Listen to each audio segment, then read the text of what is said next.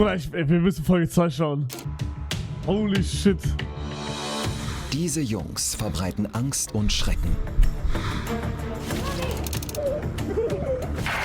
Was hast du mit Knubbel gemacht? Tschüsschen. Sie greifen ihre Nachbarn an Was soll ich da machen? Mich totschlagen lassen? Die schlagen mich tot. und verwüsten deren Wohnung. Lacht euch an, so fahren sie alles unten. Ihre Namen? Nee. Norm. Andy. Christopher. In meinen Augen wären das mal Verbrecher. Oh, das ist so krass, Digga. 30 Jahre später jetzt. Im September 2007 das erste Wiedersehen mit den Ritters. Die Familie lebt noch immer in der Angerstraße in Köthen, Sachsen-Anhalt. Grüßt euch! Norman hat sich seinen Wunsch von einst erfüllt. Skinhead werden. Was heißt das denn? Hi. Wer war denn? Adel.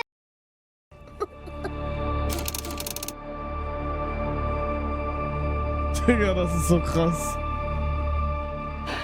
Ihr dürft als erster filmen.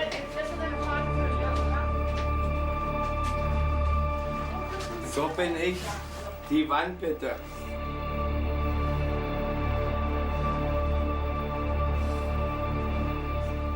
Das ist also von den Rechtsradikalen.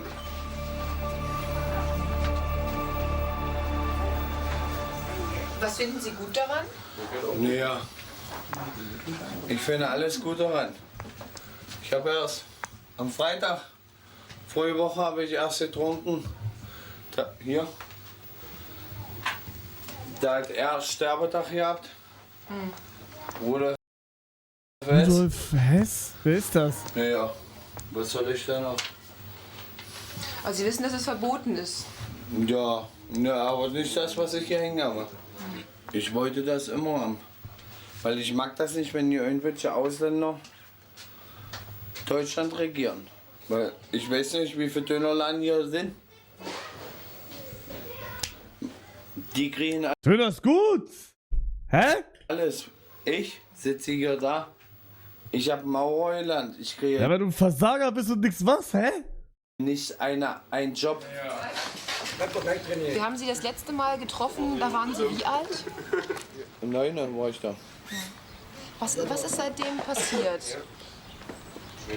Alkoholiker, Suchtausdecke, treibt sich nur im Knast rum, Schläger. Ja, mehr kann ich dazu nicht sagen. Weil was soll daraus geworden sein? Ich glaube, er ist 23 da? Ich finde das so krass, der sieht legit aus wie 40. Normans Bruder Andy. Oder so 35 oder so. Vor 13 Jahren wirkt er ruhig und sensibel. Ich habe mein Leben verpasst, ich habe alles verpasst. Ich meine, ich habe Arbeit verpasst, ich habe meine Schule damals verpasst. Ich habe nur Scheiße gebaut, habe angefangen Drogen zu nehmen. Ist so. Was habe ich denn noch groß? Ich sage mal, wenn ich es gegönnt hätte, hätte ich die Scheiße damals nicht gemacht. Und ich würde es auch jetzt Fülle rückgängig machen. Fülle rückgängig auf jeden Fall. Sie sind jetzt 20? Die hat es nicht geschafft. 23, 22. Sie haben eigentlich noch alle Chancen. Glaube ich nicht. Aaron. Glaube ich nicht. Glaube ich schon lange nicht mehr dran, damit ich noch Chancen habe. Der Andy ist drogenabhängig, seine Freundin ist drogenabhängig, machen strafbare Handlungen, haben ein kleines Kind. Das ist jetzt bei Pflegeeltern und kümmern sich nicht drum. Nur strafbare Handlungen und Drogen. Das ist sein Hobby. Ja. Es wird Zeit, dass er Oberlin zur Zeit geht. Damit er mal von seinen Drogen Digga, Andy ist mittlerweile tot? Wirklich? Der ist by the way schon gestorben an Überdosis. Oh. runterkommt, denn der hört überhaupt nicht. Digga. Holen. Mache weiter. Du hast eine Einstellung. Ich bin gegen Drogen und ich bin gegen Alkohol. Die Pläne kümmern sie sich auch nicht. Hat sie gerade gesagt, ich bin gegen Drogen und gegen Alkohol? Ja, ist mir doch egal. Ja, Hauptsache du hast so eine Scheiße da in deinen Schädel. Hä, aber Rauch, ist sie nicht die, die ganze Zeit raucht und trinkt? Oder bin ich dumm?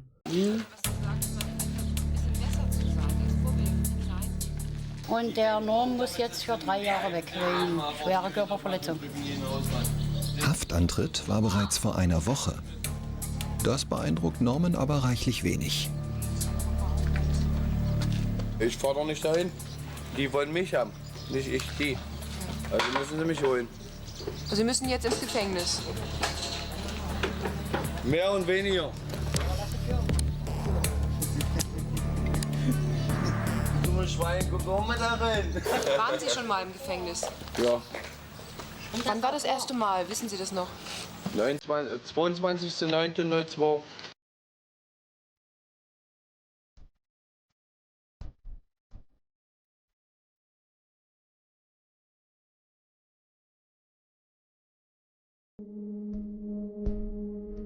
Für mich ist das auch kein Problem, 15 Jahre abzusitzen. Irgendwann kommt man die 15 Jahre.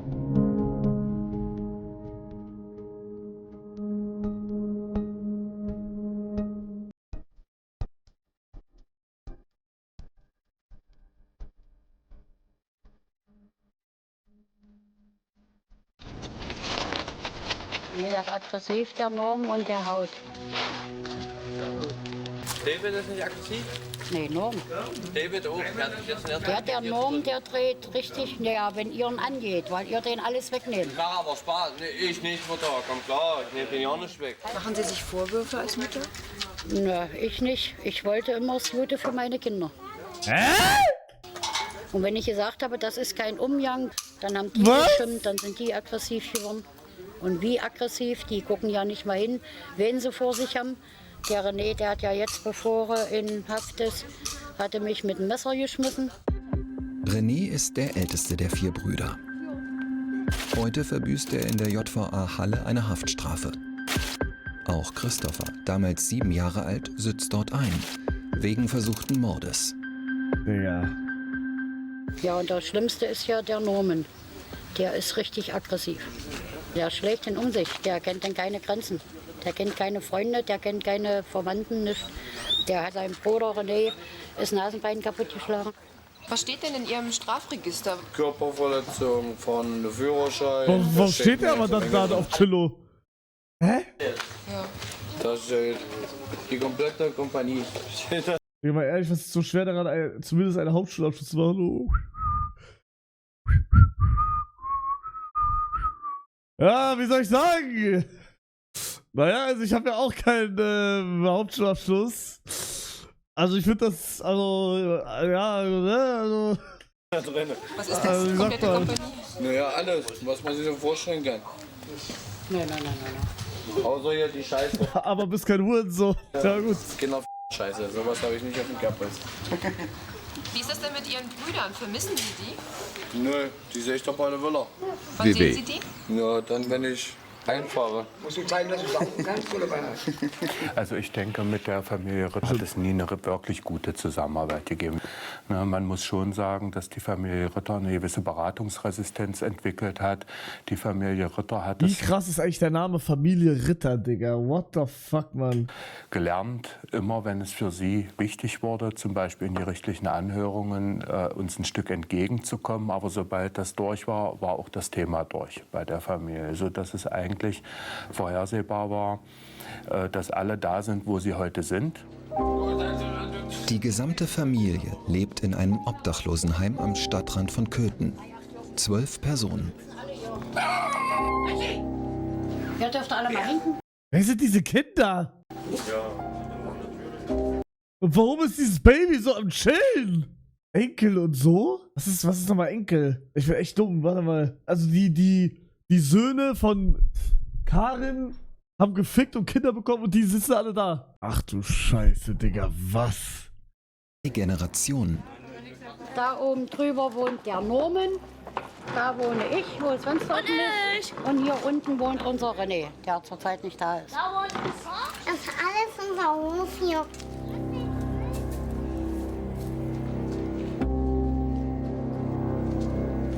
Bruder. Bro. Ich dachte kurz, oh mein Gott, Digga. Das sind unsere Toiletten. Früher standen hier so die alten Plumpstoiletten. Wollen Sie hier nicht weg? Nee, was heißt wollen weg? Ich habe 4 Viehzeug. Ich habe hier Hühner, Karnickel, Meerschweine, Gänse, kleine Enten. Was zahlen Sie hier an Miete? Ich bezahle für meine Wohnung 123 €. Und haben keine Toilette drin? 123? Nein, Was haben Sie denn im Endeffekt zum Leben im Monat? 345 €. Und davon werden 82 kommt sie? € Strom bezahlt und den Rest haben wir dann. Das ist nicht viel. Nee, das reicht vorne nicht und hinten nicht.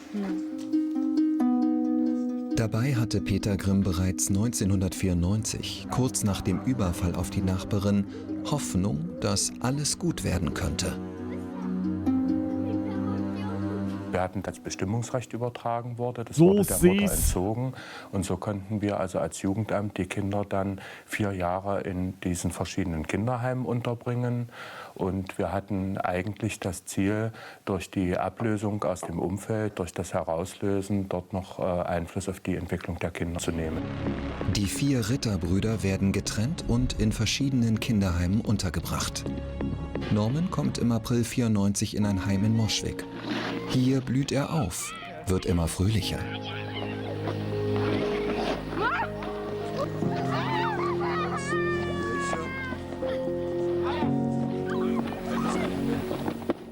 Sein ehemaliger Erzieher Michael Jagdmann erinnert sich gern an ihn. Ja, hier sehen wir gerade den Norman Ritter, wie er uns hilft beim Tapezieren. Gemeinsam mit den Jungs haben wir natürlich auch versucht, solche handwerklichen Fähigkeiten anzutrainieren, dass wenn sie dann mal später groß sind, eine Familie gründen wollen, dass sie dann wissen, aha, wie kommt die Tapete an der Wand, was muss ich alles machen, was muss ich beachten. Ja, und es war auch ganz gut so, dass sie auch mal selber solche Dinge eben herstellen, ihr Zimmer verschönern. Auch wenn es dann nicht so gerade wird, aber es ist selbst tapeziert und das macht die Jungs schon stolz. Das ist unsere Mini-Playback-Show, die wir damals im Kinder- und Jugendheim Moschwig gestartet haben, sodass die Kinder selber mal sehen können, wie sie denn wirken und was sie überhaupt für Leistungen erbringen können. Hallo, wie heißt du? Ich heiße Norm. Und wie alt bist du? 11. Und wo kommst du her? Aus Bremen. Okay. Welche Hobbys hast du? Angeln, Digga, da wirkt er aber normal. Karate und Fußball. Und hast du auch Lieblingsfächer in der Schule? Ja. Welche denn? Deutsch, Mathe Deutsch, Mathe und Sport? Und was findest du an den Fächern so gut? Da ich fast nur einzeln. Okay. War sehr spontan. Er hatte viele Ideen, war zu allem bereit. Ich meine jetzt zu allen Freizeitaktivitäten. Und es war ein lieber, netter Junge. Damals hat er nicht zugeschlagen. Damals habe ich ihn auch anders erlebt. Da haben wir zum Beispiel einen Film gesehen, E.T. der Außerirdische, wo E.T. dann nicht mehr zurückkam oder wo dann in seine Welt zurückgeflogen ist sozusagen. Dann war auch Norm sehr bedrückt. Ja. Also emotional war er damals erreichbar.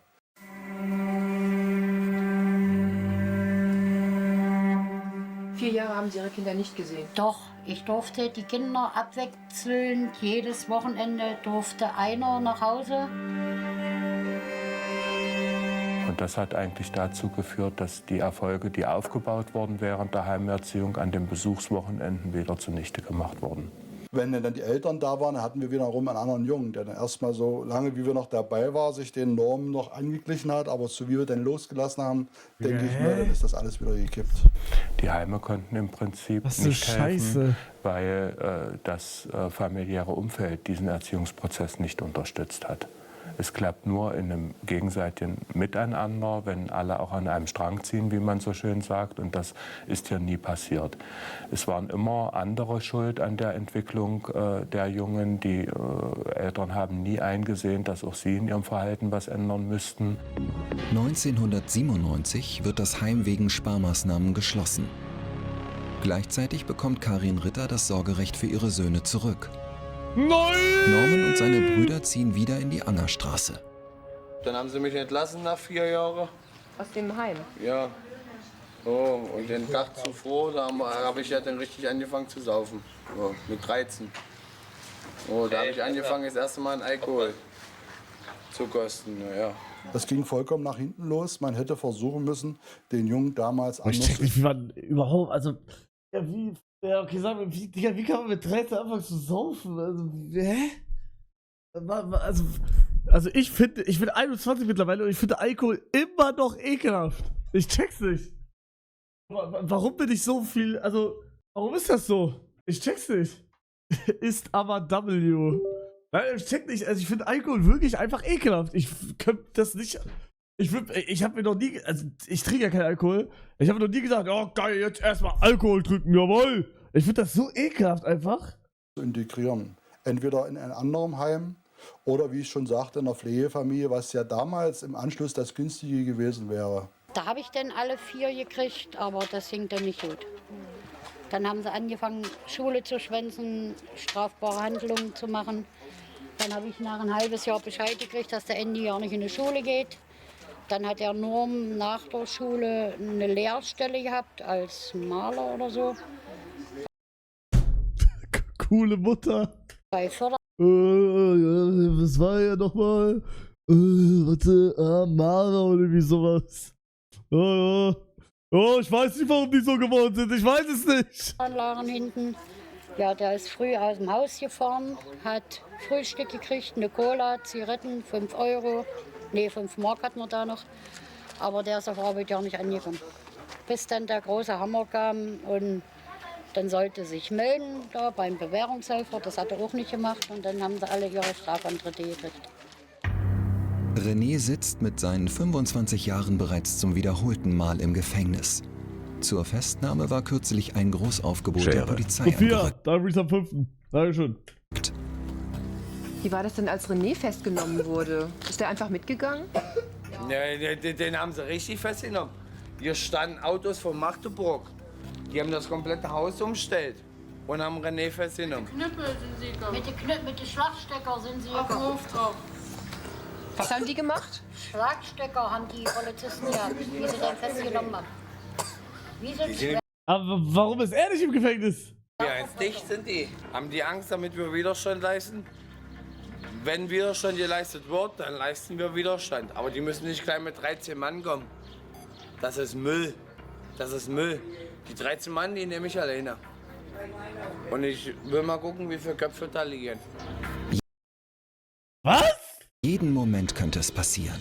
Digga, er ist nicht der Main Character. Ein unangekündigter Zugriff der Polizeihundertschaft, um Norman einzukassieren. Denn schon seit einer Woche müsste er in Haft sein. Was glauben Sie, wie viele kommen Sie holen? Ja, bei mir, mich hört ja keiner, weil sie mich nicht kriegen. Weil sie denken, die wissen, wie ich bin. Die wissen, wie ich so damals, wenn sie sich gefasst haben. Die wollen mich ja nicht holen. Bruder, der ist so tot im Kopf, das ist so krass. Aber die Staatsanwaltschaft, die macht ja irgendwann... Ja, und da kommen sie. Und der, was weiß ich, da kommt das Zweifache. 24. Da kommt das Zweifache. Ja, weil ich rauche richtig. Was machen Sie? Ich rauche richtig. Was heißt das? Ja, ich renne richtig los. Also, ja, wie soll ich sagen? Okay, jetzt mal off-topic und so, aber ich finde den Style, den die damals hatten, übergeil. Also richtig bei mir, geile Sachen an. Also so wie ich, bei mir geht noch eine Chance. Norm, der dreht richtig am Rad, erstmal seitdem sein Vater vorher tot ist. Ja. Und das haben die Jungs alle gesagt. Wir kommen nicht klar, unser Vater ist nicht mehr und wir kommen alle nach. Der René hat ja damit schon geplant, damit er sich mit dem Auto in den Kopf einfahren wollte und alles so eine Faxen. Ja, und sein Vater war dolle krank und der hat gesagt, ich möchte nur noch mal meinen Norm sehen, wenn er rauskommt. Und dann schließe ich die Augen und so war es auch. Ist Ihr Vater denn auch in irgendeiner Form Vorbild gewesen für Sie? Nee. Wie ich jetzt bin hier, die Sache, die hat dann mit sowas hat er noch schon Mut gehabt. Das war Vater, alles das hat ist alles vom vom Vater. genommen. Bayern! Ich? Das war ein Vaterseins, aber Naja, Norm hat genau. alles kaputt geschlagen. Hier vorne waren mal Glasscheiben drin. Ja, die das habe ich hat kaputt Norm gemacht. alles kaputt geschlagen. Die habe ich kaputt gemacht, die Glasscheiben. Warum haben Sie das gemacht? Ja. Weil er jedes Mal nachs Foto guckt und dann dreht er am Rad. Das ist Ihr Vater? Ja. Klaus-Dieter Ritter war Karins zweiter Ehemann. Der Vater von Norman, Andy und Christopher. Keiner kann mir das geben, was mein Vater mir gegeben hat. Der hat mich alles gegeben. Er hat mich richtig viel gegeben. Hat er sie geliebt? Ich war der Beste von ihm, weil ich sein Nachfolger bin. Andy war derjenige, der an seinen Vater geklammert hat. Und der richtige Hammer ist jetzt erst seit voriges Jahr gekommen, am 4. Juli, weil wir zugeguckt haben, wie sein Vater oben eingeschlafen ist. Wir waren dabei dann? Ja, ja, wir haben alle zugeguckt. Ja. Na klar, ich habe da noch neben, also so wie oben auf der Couch lag, habe ich mich da noch neben mir gelegt, so mit dem Kopf. Hat Mutter noch Fotos gemacht oben. Oder meine Schwester hier. Deswegen dreht er richtig am Rad. Deswegen will er ja auch von die Drogen nicht weg. Ja, weil ich Die sagen alle, wir jenen Vater nach, auch der René dasselbe. Ist so. Einfach nur noch da, Max auf der Straße, da zu meinem Vater mit. Ist so. Digga. Das ist das Einzige. Andy sieht für sich keine Zukunft mehr.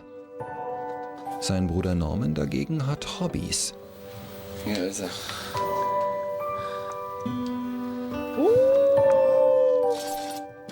Und sogar ein berufliches Ziel. Hier ist mein Arbeitsplatz. Was machen Sie beruflich dann? Tattoos. Und Sie das auch selbst? Nein, nee, an meinem Körper habe ich arbeiten lassen. Können Sie sich raussuchen, was ich tätowiere. Zeigen bitte. Was ich richtig schön finde.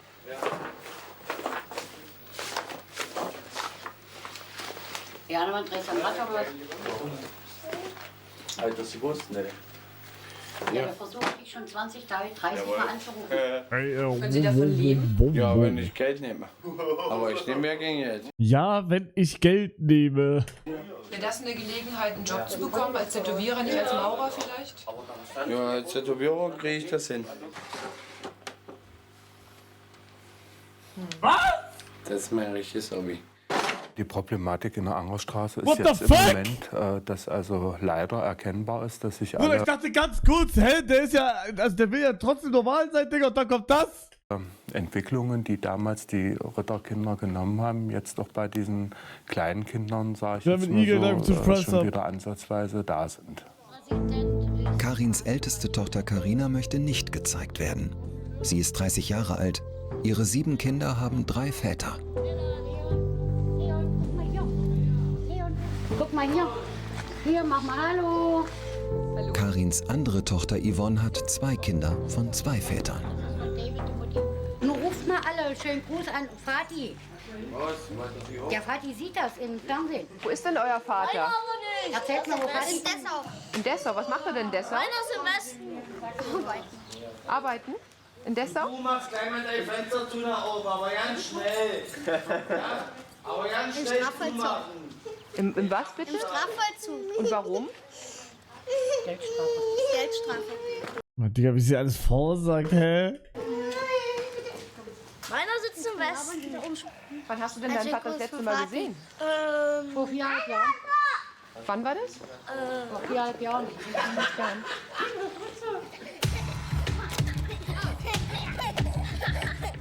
Das ist der David. Das ist das Schlimmste. Ja, der ist mächtig frech und aggressiv. Der Kreislauf wiederholt sich. Der wohnt schon 9,5 Jahre in meinem Haushalt und der hat sein Zimmer zu machen. Und wenn das Zimmer nicht so ist, wie ich das verlange, dann schmeiße ich alles aus dem Fenster. Ob das jetzt eine Anlage ist oder ein Playstation, das fliegt alles aus dem Fenster. Nein, nicht die Playstation! Alter! Was? Und jetzt kommt er in die 3. Klasse, hat ein sehr schönes Zeugnis, hat als Junge in Betragen hatte eine 2. Eine 1 und eine 1,3 hat auf dem Zeugnis. Also er hat ein sehr schönes Zeugnis. Aber er wird mächtig aggressiv und spricht seine Mutti mit Redensarten an. Also sowas kann man ja auch nicht wiederholen. Er denkt, damit er ein Vorbild von uns ist. Nee, der damit sieht er von das euch. kann, was wir können. Der sieht, Ja, aber das darf er nicht. der sieht das Genauso aber wie von Sie. euch.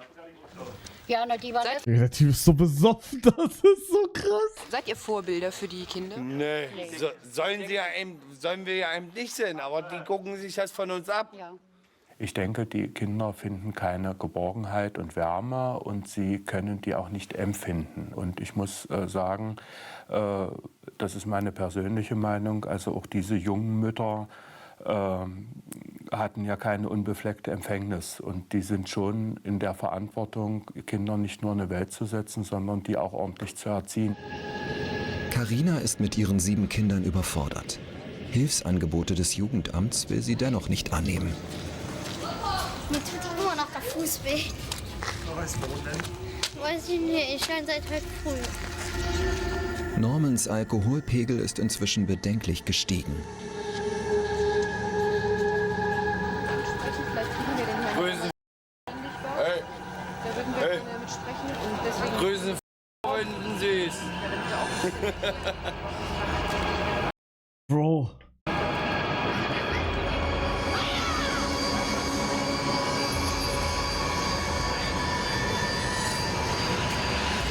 What the fuck? Schönen Dank, oh, das war Kinderwagen. Verstehen Sie, wie Ihre Kinder so werden konnten? Nee, verstehe ich nicht. Die haben das Letzte von mir gekriegt. Ich verstehe das selber nicht, wie die geworden sind. Die Verstehe ich auch verkehrten nicht. Frauen, der verkehrte Umgang. Alkoholiker, dann nehmen sie sich Frauen, der Christopher, die selber mittrinken. Und sowas liebe ich nicht. Ich hasse Alkohol und ich hasse Drogen. Ich habe mehrmals schon die Polizei geholt, weil der Andy da Drogenpartys gemacht hat in seine Wohnung. Ich habe da schon mehrmals ausräumen lassen. Weil ich kann sowas nicht haben, Alkohol und Drogen. Ja. Wir trinken nur kein Alkohol, war bloß Kaffee. Ja.